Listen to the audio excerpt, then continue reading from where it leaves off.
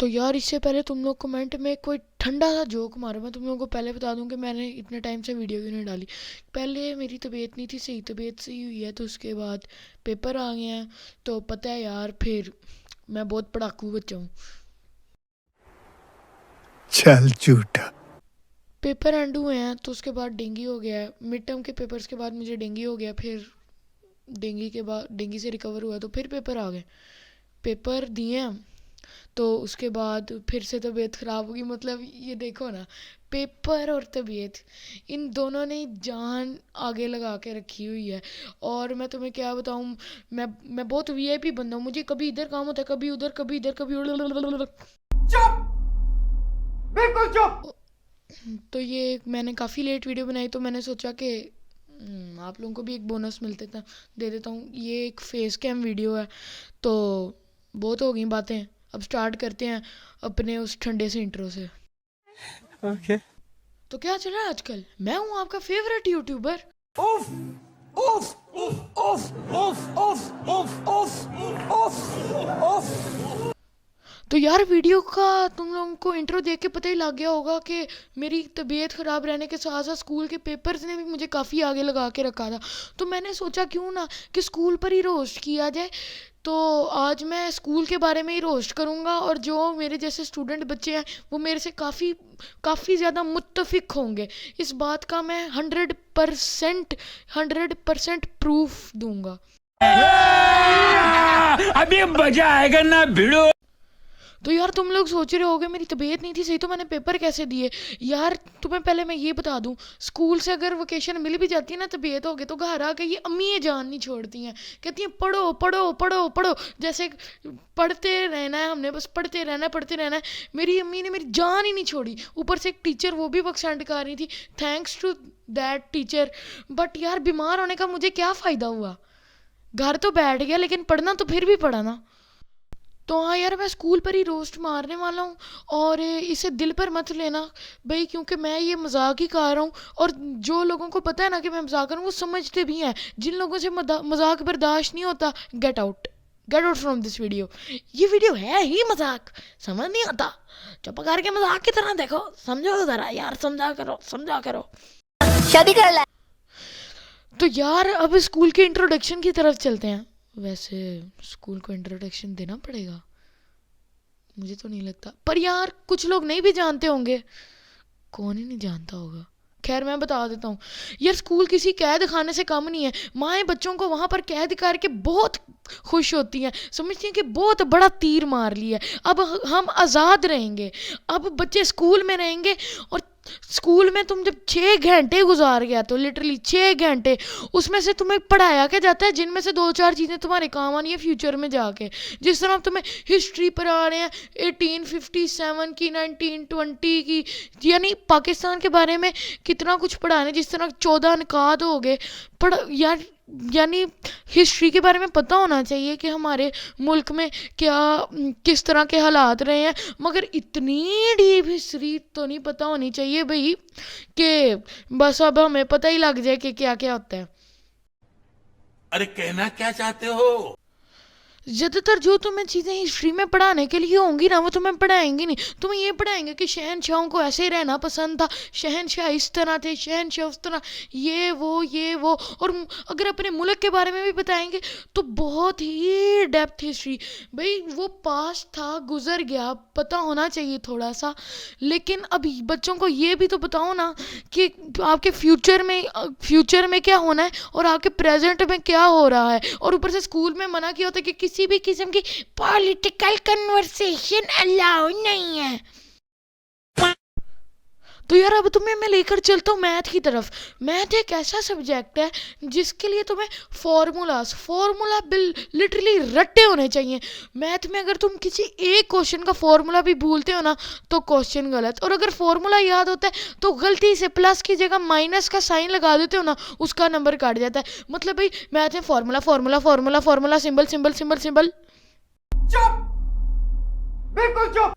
और मैथ के टीचर्स कई ऐसी होती हैं जिनको समझाना भी नहीं आ रहा होता। अगर कोई बच्चा सेकंड से थर्ड टाइम पूछ ले तो डांटना शुरू हो जाती हैं कि मैंने कितनी दफ़ा बता दिया। और अगर पेरेंट्स को लेके आ जाओ, नहीं तो मैं तो बच्चे को बहुत अच्छी तरह समझाती हूँ, मैं तो बहुत अच्छी तरह समझाती हूँ। अरे बच्चा हाँ जी कह रहा होता है, हाँ जी मैं बहुत अच्छी तरह समझाती हूँ, आप भी इसे ज़रा समझा दिया करें, इसको ज़रा समझना ना, इसकी समझने वाली ज़रा एबिलिटी वो ज़रा वीक है। शादी कर ले। तो यार मैथ के लेक्चर में क्लास के बैक बेंचर वही कार्य होते हैं जिन्होंने हर लेक्चर में करना होता है, बदतमीजी, शरारत और की। और क्लास के जो फ्रंट बेंचर होते हैं वो कहते हैं टीचर समझ आ गई है और कुछ समझाना है तो समझा दें। बस टीचर के डर से वो टीचर को ये नहीं कहते कि समझ आ गई है, और घर जाके लिटरली लेक्चर लेते हैं वो। भाई घर जाके वो लेक्चर लेते हैं। मैथ में अगर तुम्हें समझ ना आना है तो फिर तुम्हें कुछ भी नहीं आया, क्योंकि कोई और सब्जेक्ट तो है नहीं जिसके क्वेश्चन आंसर में तुम रट्टा लगा लोगे। मैथ समझने का नाम है, मैथ में तुम्हें समझना होता है। अगर तुम्हें समझना है तुम मैथ नहीं कर सकते, मैथ का मुद्दा ही समझना होता है। और अगर टीचर ना समझाए तो तुम मैथ में बिल्कुल जीरो। तो यार मैथ की जान छूटती है और अब बारी है इंग्लिश ए और बी की। शादी कर ले। तो हाँ यार, इन दोनों में से पहले इंग्लिश ए को हाजिरी देने देते हैं, क्योंकि सबसे ज़्यादा डिफेक्टेड पीस यही है। यानी इसमें क्या डिफेक्शन है मैं तुम्हें बताता हूँ। इसमें फेबल्स का ज़्यादातर इंक्लूड होना होता है। अब जिन लोगों को नहीं पता कि फेबल्स क्या होता है, फेबल्स एक मिथ होता है, सुनी सुनाई बात। जिस तरह मैं तुम्हें एक एग्जांपल देता हूँ, फॉक्स और ग्रेप्स की स्टोरी है, वो भी एक फेबल ही है जिसको इजी वर्डिंग में हम मिथ कहते हैं। इसमें कोई रियल बेस्ड स्टोरी होती नहीं है और उसके क्वेश्चन आंसर्स बन के आ रहे होते हैं। जिस तरह Khuru and Khamir did this one, Khuru shared the land and Khamir agreed it, the lion said to the spider that I ate your fish, this and that. इस तरह के सिली क्वेश्चन आते हैं जिनका, यानी अब मुझे ये बताओ कि इंग्लिश ए में जो करवाते हैं ये सिली क्वेश्चंस, क्या ये तुम्हें काम आएंगे कि कहीं भी फ्यूचर में? मुझे रियलिटी में बताना कमेंट में। तो हाँ यार, अब इंग्लिश बी की बारी है। अब इंग्लिश बी के लिए तो पहले 1.25 तोप की हाजिरी दो, क्योंकि ये इंग्लिश ए से कुछ अच्छा है, लेकिन ये किसी से कम नहीं है। इसमें भी नॉनसेंस चीज़ें हैं यार। वो सेंटेंसेस तक तो समझ आ जाती है कि इंग्लिश आनी बहुत ज़रूरी है, टेंसेस तुम्हें आने चाहिए, टेंसेस एक्टिव पैसिव भी तुम्हें आना चाहिए, ये भी बिल्कुल सही चीज़ है। अब ऐसे तक भी ठीक है कि तुम्हें एक बंदे का पता होना चाहिए, पर्टिकुलर बंदे का पता होना चाहिए कि वो क्या था, लेकिन ज़्यादा डेप्थ में नहीं पता होना चाहिए, मगर ज़्यादा डेप्थ में नहीं, जैसा कि मैंने आगे हिस्ट्री में भी बोला था। मगर अब इंग्लिश बी में जो नॉन सिली चीज़ आती है वो ये कि टेक्नोलॉजी के बाद भी कौन किसको लेटर लिखेगा। ये 1998 तो है नहीं कि जिसमें लेटर का यूज़ हो रहा होगा। तब वो होते थे ना मेट्रोला के फ़ोन, नोकिया के फ़ोन, उन पे मैसेज ज़्यादा नहीं थे लोग करते, तब भी समझ आती थी कि लेटर लोग लिख लेते हैं। मगर ये मॉडर्न टाइम है भाई, ईमेल का टाइम है, इसीलिए लेटर का कोई सेंस नहीं बनता। एप्लीकेशन की समझ आती है कि एप्लीकेशन देनी पड़ती है, मैंने खुद दी हुई है वोकेशन की, तो इस वजह से समझ भी आती है एप्लीकेशन की, मगर ये लेटर की कोई सेंस ही नहीं बनती। इसलिए इसको मैंने सिर्फ 1.25 तोप की सलामती दिया, इससे ज़्यादा नहीं। शादी कर ले। तो हाँ यार, अब इंग्लिश के टीचर की जलालियत के बारे में आ जाते हैं, उनके टेम्परामेंट के बारे में बात कर लेते हैं। इंग्लिश के टीचर्स को बहुत ज़्यादा जलाल चढ़ता है, वो बहुत गुस्सा होती हैं। यानी अगर तुम किसी से कहोगे ना यार रिमूवर दे दो, कहेंगी why are you talking with him, कहेंगे टीचर जी रिमूवर ले रहे हैं, रिमूवर लेना मना है, कोई चीज़ नहीं लेनी, आपकी चीज़ का है, आप क्यों नहीं लाते हैं, और फिर ऐसे इतना लॉन्ग लेक्चर देंगी। यानी उनका ना मूड जलाली ही होता है। और ज़ोर ज़ोर से बोलना तो खैर इंग्लिश की टीचर्स की फितरत में ही शामिल है। इस सज्जन को क्या तकलीफ है भाई, क्या तकलीफ है इनको? तो यार अब इंग्लिश के बाद आते हैं कंप्यूटर की तरफ। कंप्यूटर एक ऐसा सब्जेक्ट है जिसमें प्रैक्टिकल का होना लाजमी है। अगर प्रैक्टिकल नहीं होगा तो उसके बगैर तुम्हारा कंप्यूटर के समझने का कोई फ़ायदा नहीं। मगर हमारे स्कूल वालों को क्या लगे प्रैक्टिकल से, उन्होंने तो बस हमें रटवाना है कि पेपर दे, जल्दी से जान छोड़ें, अगली क्लास में प्रमोट आए, हमें फीसें मिले, दिस एंड डैट। यानी कि भाई प्रैक्टिकल होता ही नहीं है स्कूल में। मैं तुम्हें बता रहा हूँ 100 में से 10% ऐसे स्कूल्स होंगे जिनमें प्रैक्टिकल होता है। भाई प्रैक्टिकल करवाते नहीं है कंप्यूटर में, हालांकि कंप्यूटर काम ही सारा प्रैक्टिकल का है। जिस तरह मैं तुम्हें एक एग्जांपल देता हूँ जी, MS पावर पॉइंट की या MS वर्ड 2010 की। अब अगर तुम्हें उनका प्रैक्टिकल आता है ना, तो तब तुम्हें सारी समझ आएगी कि तुमने किसको किस तरह यूज़ करना है, वरना तुम्हें समझ नहीं आएगी। वरना तुम बस बुक पे बनी हुई पिक्चर्स को देखोगे, रट्टे मारोगे, और बात जी फिर वही होगा जो हर दफ़ा होता है, पेपर में नंबर कटेंगे बस। तो यार अगले सब्जेक्ट की तरफ बढ़ने से पहले मैं तुम्हें एक और चीज़ बताना चाहूँगा कि स्कूल्स की जो ऐड आती हैं टीवी पर, और जब तुम एडमिशन लेने जाते हो ना, तुम्हें एक चीज़ में ये लोग गोली कराते हैं। यानी कि तुम्हें ये कहेंगे कि हमारे स्कूल में साइंस लैब है, हम प्रैक्टिकल करवाते हैं, हमारी अलग से कंप्यूटर लैब है, मगर ऐसा कुछ होता नहीं है। मैं तुम्हें जो सही बात बताऊँ, शादी कर ले। तो यार अब प्रैक्टिकल की बात हो ही रही है तो साइंस की तरफ आ जाते हैं। साइंस भी एक ऐसा सब्जेक्ट है जिसमें प्रैक्टिकल का होना बेहद ज़रूरी है। जिस तरह तुम्हें केमिस्ट्री में पता होना चाहिए कि कौन से केमिकल को किस केमिकल के साथ ऐड करोगे तो कौन सा केमिकल बनेगा। अब पता लगे तुमने रट्टा लगाया हुआ है, तुम्हारे माइंड में A से B आ जाए, यानी कि तुमने याद किया हो मिसाल के तौर पर केमिकल A को केमिकल B से मिलाना था, तुम केमिकल B को केमिकल C से मिलाओगे, धमाका हो जाएगा भाई। यानी ये चीज़ काफ़ी डेंजरस है, मगर भाई ये वो प्रैक्टिकल होना इसमें ज़रूरी है।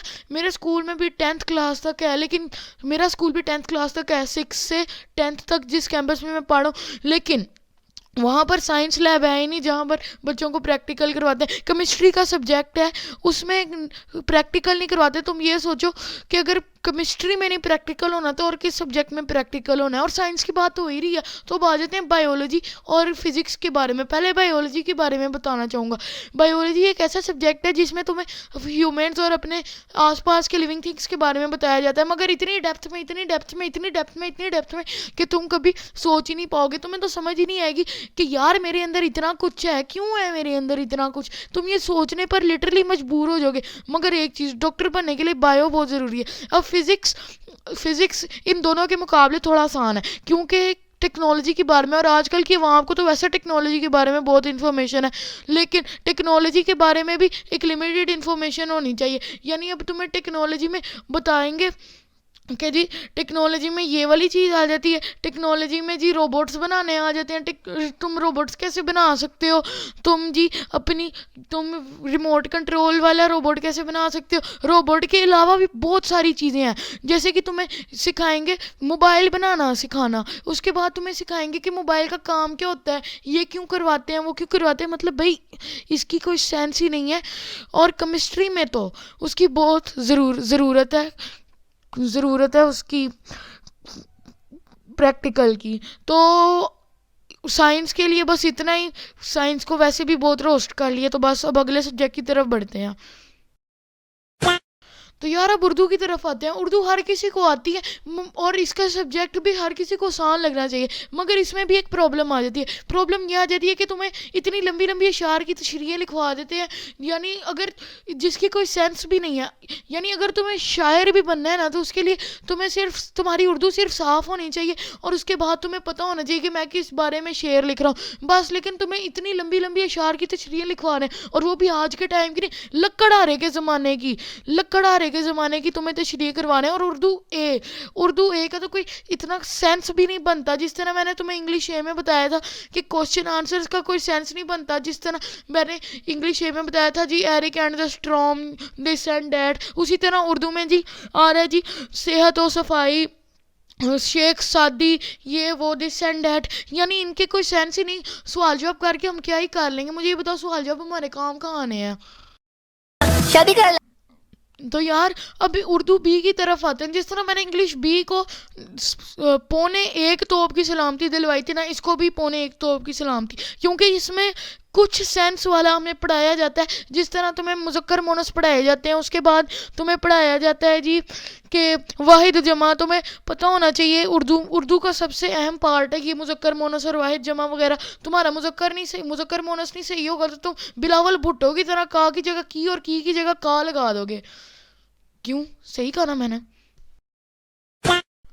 तो यार उर्दू बी में भी इंग्लिश बी की तरह यही प्रॉब्लम आ जाती है कि तुम्हें मज़ामीन और उसके बाद खतूत लिखवाए जाते हैं। मज़ामीन की पहले मेरी ये बात सुनो, मज़ामीन तुमने जाके बड़े हो के जिधर तुमने जॉब के लिए अप्लाई करना है वहाँ जाके तुमने रटे हुए मज़ामीन नहीं किसी को सुनाने। दूसरी बात है, मैं फिर से कहूँगा टेक्नोलॉजी का दौर है, लोग ईमेल वगैरह यूज़ करते हैं और यहाँ पर हमें ख़त करवा रहे हैं जी, ख़त करें भाई। ये अब वो 1973 वाला दौर नहीं है जिधर हम वो ख़त लिख कर भेजेंगे।